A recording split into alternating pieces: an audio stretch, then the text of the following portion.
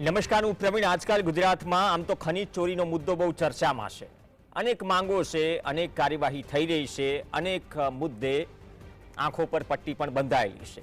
પણ જ્યાં સુધી અલગ અલગ જે ધંધાર્થીઓ છે અથવા તો ઉદ્યોગકારો છે, અલગ અલગ વર્ગ છે, તેમની માંગ છે, તેમની માંગના સોલ્યુશન લાવવાની વાત છે, તો ચૂંટણી સમયે આગળના પાછળના દિવસોમાં ગાંધીનગરના ચક્કર વધી જાય. અને એમાં ખોટું પણ નથી. એવું લાગે કે જ્યારે ચૂંટણી આવે ત્યારે નાક દબાવવું જોઈએ. જે વર્ષોથી પડતર પ્રશ્નો છે એ કદાચ ઉકેલા જાય તો ધન્ય છે, પરંતુ ન ઉકેલાય તો એક સમય પછી ફરીથી યાદ દેવડાવવું પડે સરકાર કે તમે લેખિતમાં કંઈક આપ્યું છે અને હવે એ વાયદાઓ પૂરા કરો.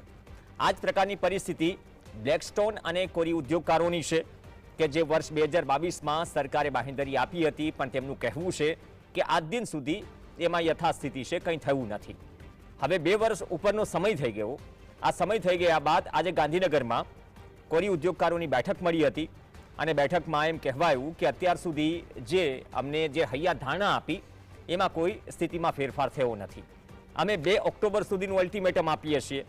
2 ઓક્ટોબરે દ્વારકાધીશના ચરણોમાં શીશ ઝુકાવીને અમે અનિશ્ચિત હડતાલ પર ઉતરીશું. ગુજરાતના તમામ કોરી ઉદ્યોગ બંધ કરીશું. જે માંગો છે, 7 જેટલી માંગો હતી. લીઝ થતા સ્ટોકની માપણી દંડ કરવામાં નહીં આવે, આરટીઓ વાહન સાથેનું લીકેજ દૂર કરવું, ઈસી અને માઇનિંગ પ્લાન્ટ રદ કરવા, કોરી ઝોન જાહેર કરવા બાબતે સરકારમાં દરખાસ્ત કરવામાં આવે અને ઘણી બધી માંગો છે.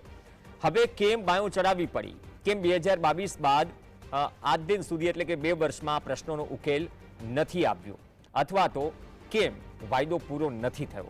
અને કોરી ઉદ્યોગ બંધ થાય તો અસર કોને પહોંચે છે? અસર એ તમામ વર્ગને પહોંચે છે જે આ ઉદ્યોગ સાથે જોડાયેલા છે, મજૂરથી લઈને માલિક સુધી, અને આડકતરી રીતે જેનાથી રોજગારી ઉત્પન્ન થાય છે. તો ફરીથી શું નાક દબાવવાનો પ્રયાસ છે?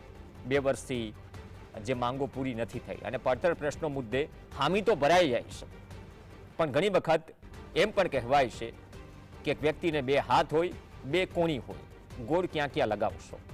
ખરેખર શું આ પ્રકારની સ્થિતિ કોરી ઉદ્યોગકારો સાથે બની છે અથવા તો તેમની માંગને લઈને બની છે? આ જ મુદ્દે આપણી સાથે ચર્ચા કરવા માટે અમિત સુથાર જોડાશે, જે સેક્રેટરી છે ગુજરાત બ્લેકસ્ટોન અને કોરી એસોસિએશનના. અમિતભાઈ, સ્વાગત છે આપનું.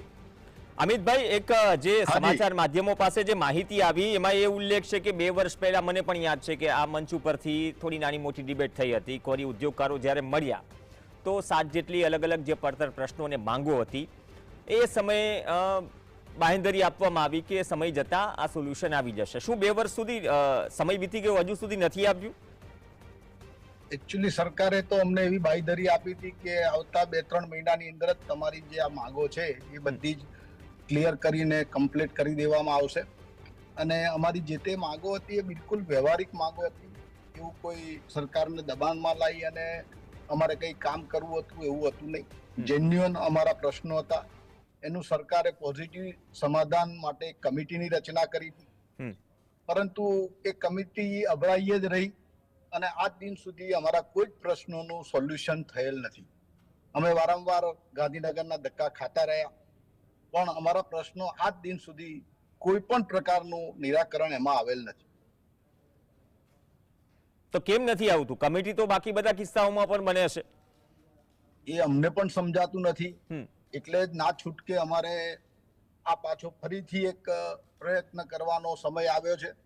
અમે બી હજુ પણ 15 દિવસની રાહ જોવા તૈયાર છીએ. સરકાર જો એની માટે કંઈક પોઝિટિવ વિચારે અને અમારા પ્રશ્નોનું જો નિરાકરણ લાવી આપે તો અમે હજુ પણ 15 દિવસની રાહ જોવાનો સમય સરકાર માટે રાખેલ છે. જે માંગો ઉપર થોડી વાત થઈ જાય. આજે અમુક જે માંગો છે, લીઝ થતા સ્ટોકની માપણી દંડ કરવામાં નહીં આવે, જે મુખ્ય માંગો ખરેખર શું છે અને એ કેમ તકલીફ દે છે અથવા તો કેમ એ પ્રશ્નો છે આપના માટે? અત્યારે તો મેઇન માંગ અમારી એન્વાયરમેન્ટ ક્લિયરન્સના અનુસંધાને ગુજરાતની લગભગ 50%થી ઉપર લીઝો બંધ કરવામાં આવી છે અને એના લીધે સીધું જ પ્રોડક્શન, ટ્રાન્સપોર્ટ ને બધા જ ઉદ્યોગોને બહુ મોટી માઠી અસર ઊભી થઈ છે. હવે એવા ઉદ્યોગોને જો ચાલુ રાખવામાં નહીં આવે તો એનું અકારણ મૃત્યુ થશે એવું કહી શકાય. એવા ઉદ્યોગોને બહુ મોટું નુકસાન વેઠવું પડશે અને એવા માલિકોને ઝેર પીવાનો વારો આવે એવી પરિસ્થિતિ અત્યારે જ્યારે છે, કારણ કે કરોડો રૂપિયાનું ઇન્વેસ્ટમેન્ટ કરી અને એમને ક્વોરી પ્લાન્ટ બનાવ્યા છે, અને જ્યારે હપ્તા બી સરકારના મીન્સ કે બેંકોના ચાલતા હોય, અને જો આ રીતના ઓચિંતા જ પ્લાન્ટ બંધ કરી દેવામાં આવે, લીઝો બંધ કરી દેવામાં આવે, તો આર્થિક ભારણ પણ મોટું આવે. એટલા માટે અમારે ના છૂટકે અત્યારે આ પરિસ્થિતિનું સર્જન કરવાની પરિસ્થિતિ ઊભી થઈ છે. ને પર્યાવરણને લગતા નિયમો કે ક્લિયરન્સ માટેના ખરેખર નિયમો શું છે? શું પહેલા કરતા વધારે સખ્ત બનાવ્યા છે?